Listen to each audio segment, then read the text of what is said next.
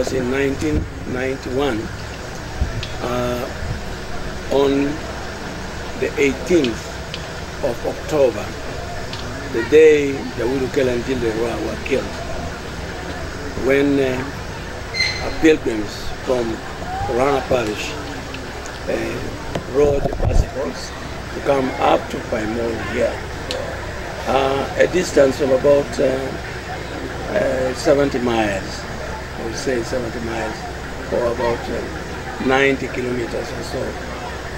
And these people started riding bicycles from the parish after I had mass with them in the morning at 6 o'clock.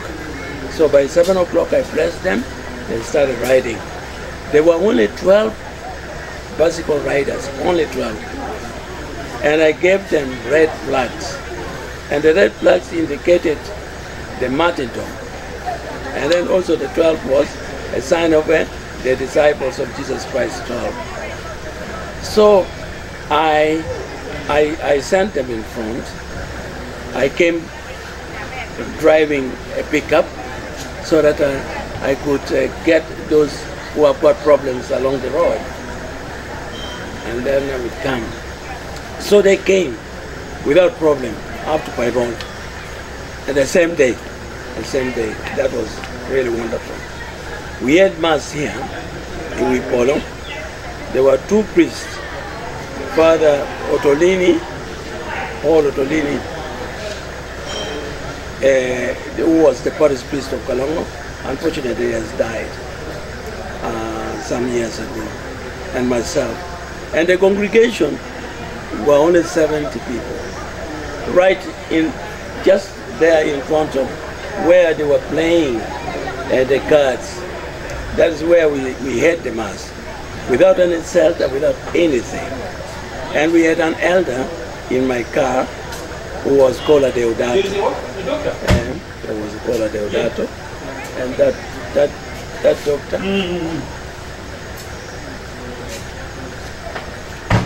Okay.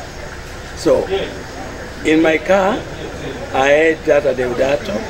I had 5 women. I didn't want my car to be filled up with the people, so that I could carry those people who came.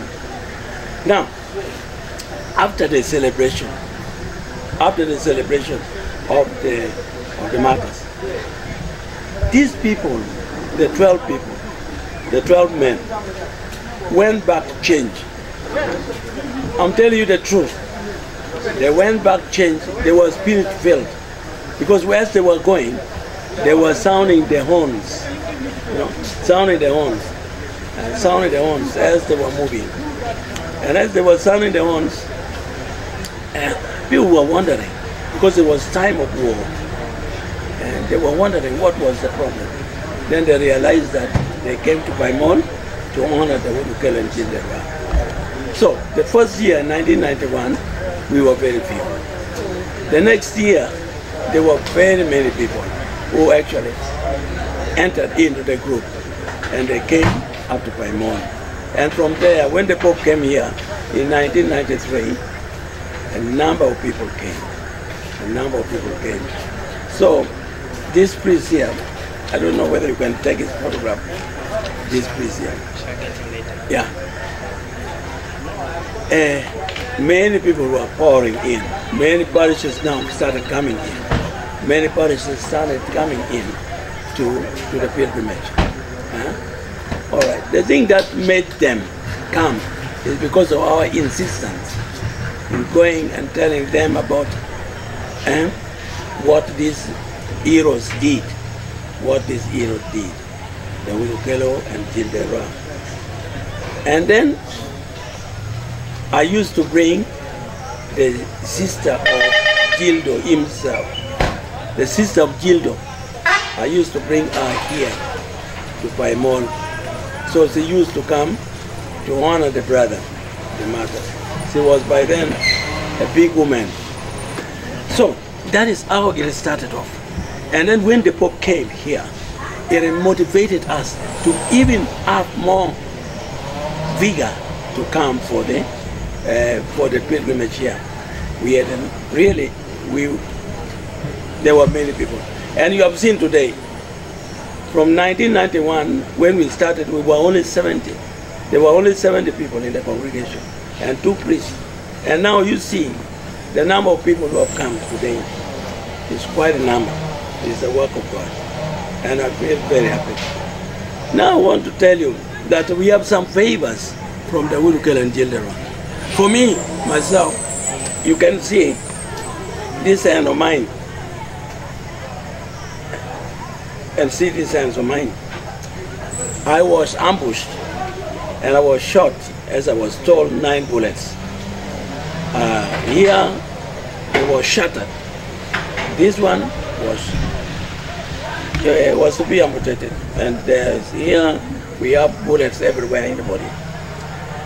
Then really what happened was, when I became unconscious, when I came back to consciousness, I found that my hands here was going to be amputated, was going to be cut off. Then what I said was, God, if you cut this hand off, how will I give Holy Communion? How will I give Holy Communion? Then I turned straight to the Wudukelo and Jilderwa. You know, I love these people very much. Even in my childhood, I was already getting some information about them. Unfortunately, the books which I was writing, their details, just got lost. When I was young, I was so much in love with them. So I told them, I said, the Wudukelo and kill the rat, you tell God not to cut his hand. And I did not say, pray to God that he should not cut. I say, you tell God not to cut his hand. So with this priest here was come. He was the one who actually took me to the hospital. And I said that, those words. If my hands are not cut, then know that it is the miracle of the Wudukelo and Gildera. It's the miracle of the Wudukelo and Gildera. So, this one here, everywhere I go, I said my hand has not been cut because of the miracle of the Wudukelo. Now, other people will say, what about your hand which has been cut? I said, okay. Because I put my hand down like that, and I said, don't cut this hand. I did not raise up this hand. So, if it was cut correctly. Because I did not pray for that. I did not pray for that. So, that is how this one is. Then, that one motivated us and other people also to love the Wudukelo more. And many people had got a lot of favors.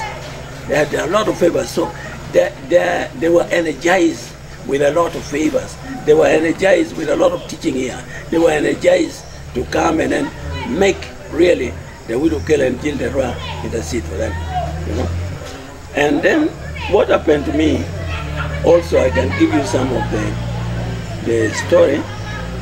There was one time when there was a pre-beatified in 2002 when Rome asked for their relics from here. You know,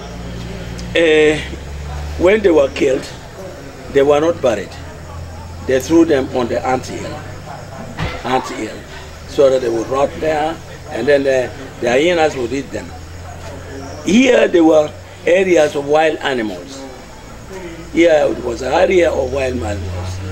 And then the miracle that happened is this, that despite the fact that the wild animals were there, their bones, their bodies were not devoured by the wild animals. They were not killed. So they left, they rot, and then the priest from Kitgum came, collected their bones. After some time, maybe 11 years, Father Joseph will tell you, they got the bones, put them in a tin, then took it to Kitgum Mission. And there they put it under the altar. Yeah, after that, you know, they were buried, and there was renovation in the church. And as the renovation went, there was a brother called Agostino. He was a young, energetic man. He renovated the church very well. And after that, the bones, he placed them somewhere. And when Rome wanted us to collect the bones, take it to Rome, we started looking in the old church where the bones were. So we had to be going round, all round. Others say under the altar, others say no, it should not be under the altar. Others say it should be at the back, sometimes say here. So it took us about 2 hours. Looking for this. But then I got tired. Then, as I usually talk to the Wudukelo and Gildera, I don't say pray. I say the Wudukelo and Gildera. I don't like this kind of hiding and seek. You know, this hide and seek, this time of play with children like. You hide here and then they look for you.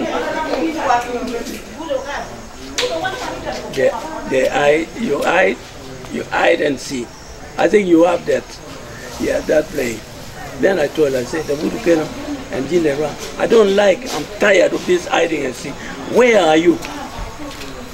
Where are you? Then, immediately, the priest from Kitgum rang where the brother was. He was in Milano. And the brother had a problem with the brain. So he could not understand anything. The brain has gone off. So he went off completely. And then, at that moment, when they rang him, he just picked the phone. Then they said, Agostino, where did you put the bones Then he said, you go in the back of the church where the picture of the widow Caleb is, and then there, right under there was an arrow pointing down. You follow that arrow, 1 meter, you will get the bones. And we followed and we got it. And then I said, now, the widow Caleb.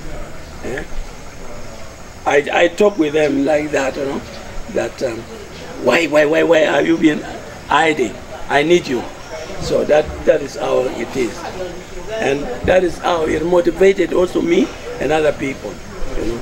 These are not to me or to other people may seem simple, but for us, we see that he is responding to a situation. I have not been really sad that he has not been answering my prayers. It is not actually my prayers, I just tell him. I tell him. And there is another thing which I have been, even before I came. But I don't think I should put it on there. But I told them, I said, if you don't do this, I'm not going to do it. And they did what I wanted. So I believe truly that they are with God, and I love them. And the majority of people who are now coming is because of some favors they have had. And also the insistence of the people who started off from Purana.